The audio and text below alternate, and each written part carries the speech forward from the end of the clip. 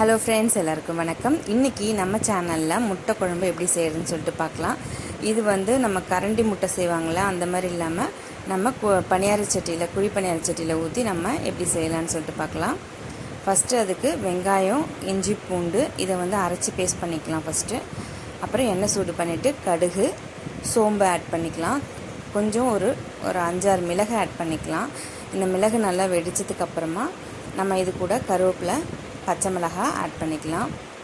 கடுகு வெடித்து அது குழம்போட நல்லா மிக்ஸ் ஆகிடும். நம்ம வதக்கும் போதும் அது இதுவாகிடும். இது கூட கொஞ்சம் வெங்காயம், கொஞ்சம் உப்பு ஆட் பண்ணிவிட்டு நல்லா வதக்கி விட்டுக்கலாம். அதுக்கப்புறமா நம்ம அரைச்சி வச்ச அந்த இஞ்சி, பூண்டு, வெங்காயம் இந்த 3 பேஸ்ட்டையும் சேர்த்து அரைச்சி வச்சிருந்தோம் இல்லையா, அதை ஆட் பண்ணிக்கலாம். இந்த வெங்காயம் சேர்க்கலினாலும் ஒன்றும் பிரச்சனை இல்லை. ஆனால் வெங்காயம் சேர்த்து செய்யும்போதும் குழம்புல கொஞ்சம் திக்காக இருக்கிற மாதிரி இருக்கும். டேஸ்ட்டு ரொம்ப நல்லாயிருக்கும் அந்த வெங்காயம் அரைக்கிறதுனால. ட்ரை பண்ணி பாருங்கள். அப்படி வெங்காயம் அரைக்க விருப்பம் இல்லைன்னா நீங்கள் இஞ்சி பூண்டு பேஸ்ட் மட்டும் கூட சேர்த்துக்கலாம்.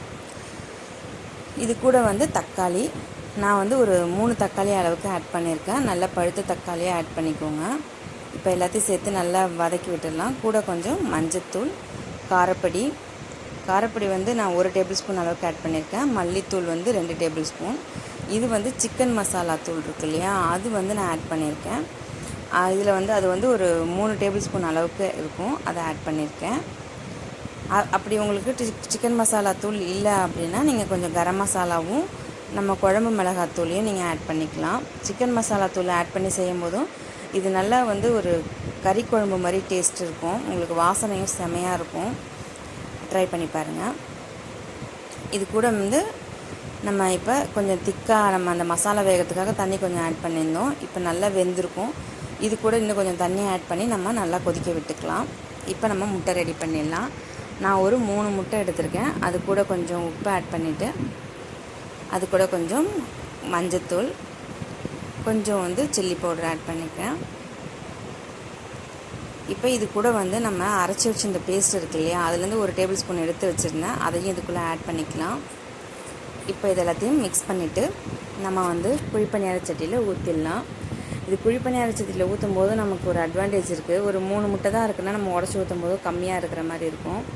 ஆனால் அந்த குழிப்பணியார சட்டியில் நீங்கள் ஊற்றும் போதும் உங்களுக்கு நிறைய முட்டை அதில் இருக்கிற மாதிரி இருக்கும். சர்வ் பண்ணுறதுக்கு ஈஸியாகவும் இருக்கும்.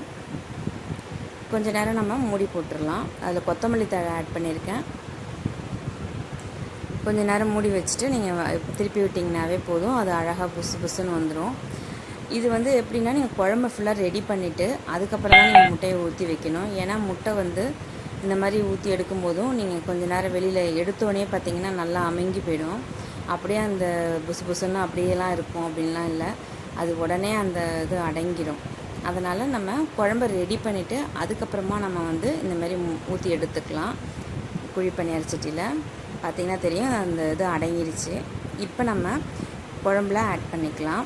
குழம்பு உங்களுக்கு இன்னும் தண்ணியாக வேணும்னா தண்ணி ஆட் பண்ணிக்கோங்க. இன்னும் கொஞ்சம் உங்களுக்கு திக்காக வேணும்னா நீங்கள் தேங்காய் கூட சேர்த்து அரைச்சி ஊற்றிக்கலாம்.